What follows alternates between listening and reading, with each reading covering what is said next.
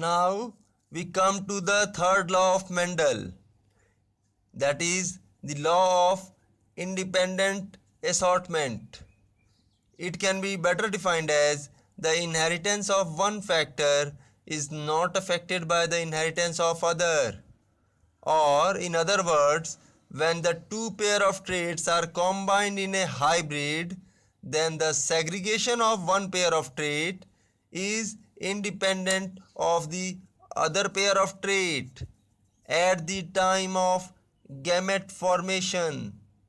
Actually, in the first and second law, Mendel used and studied only the one trait at a time, but later on he wanted to find out whether the different traits also separate or segregate or not with the independent, that is, they segregate independently of each other or not. So the shape of the seeds, whether they affect the inheritance of color of seed or not. As for example, round and wrinkled was get affected or will affect the color of the seed, that is yellow and green, during inheritance. So he used a dihybrid cross and he took the plants that differ in two characteristics or the traits, such for example here, that is round and yellow, that is the same pea plant, that is Pisum sativum, and which is both round in shape and they are yellow in color, while the other contrasting traits was wrinkled and green. As round is a dominant trait, so he used capital R, and yellow was also a dominant trait. So according to this, the same trait is used, and it was a parent which was then crossed with the small r, that is wrinkled and green. We will obtain all the such as ry and ry. When crossed, we will obtain rryy. All of these r y y, all the progenies were round and yellow. When all such progenies were obtained in F1 generation, were then allowed to crossed, that is they are used for as a selfing, means all the F1 generation were intercrossed. The result will be such as r y y and r y y. So it will lead to the production of ry. Second is ry, next is ry, and other is ry. Similar is the result with the female, that was this was. And now all the progenies, as it is very difficult to make the relationship and show it with this type of diagram, so on a small piece of paper, so we use the Punnett square as here shown. So when all such progenies were obtained, we will cross and allow to make it a simplified diagram.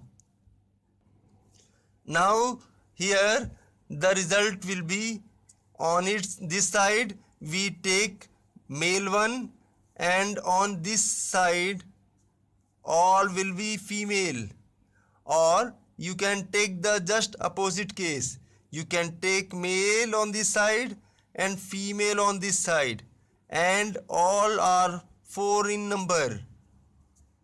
So we will make a 16 chart, a 16 column, 16 boxes. So on crossing it, we will obtain R, R, and Y, Y. Similarly, R, R. The result will be R, R, capital Y, small y. Similar is the case R, small r, capital Y, capital Y. R, small r, capital Y, capital Y. And as such, we will fill up the whole diagram and the chart. As such, we will fill up the whole figure. Here capital Y, small y. Next is R, small r, small y, small y. Now, as such, 16 progenies were obtained. Now, according to their rule, we will write the characteristics. Suppose here it is R, capital R, and we also know that if one of the R will be capital, then the character will be shown is that of the dominant, that is the capital. So it will be round and yellow.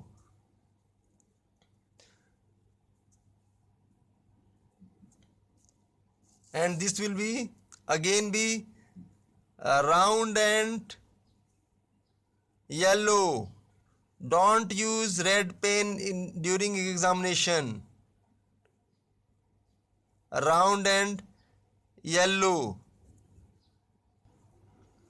Here also it will be round, and as it is capital 1, it will be yellow. Here also round and, but here small y. So opposite to yellow it is green. So here green. Here round and yellow. But here round and green. So on crossing RRYY and RRYY, that is the selfing or of F1 generation of both the round and yellow and wrinkled and green, we will obtain the 4 into 4, that is 16 number of progenies in F2 generation, because it was a F1 generation while it is whole are F2 generation.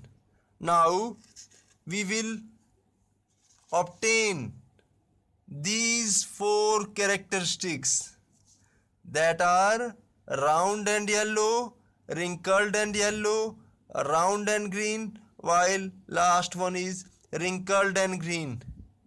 So to make it more clear, we will make a shortcut and a check rule. Cross here and make a brand here. It will come as a triangle, and all the boxes in this triangle will be same color. Let us suppose here will become round and yellow, then all boxes will round and yellow. Here also and here also. The box within it will not come under this.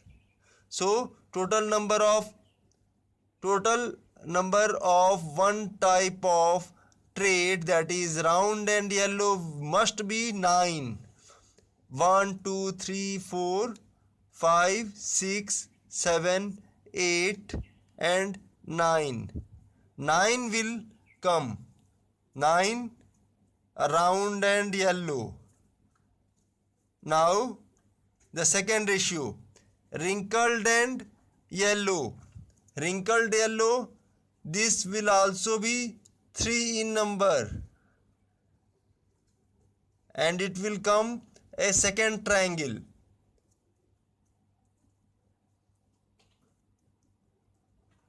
The another one will be round and green, single color. It is a method to check.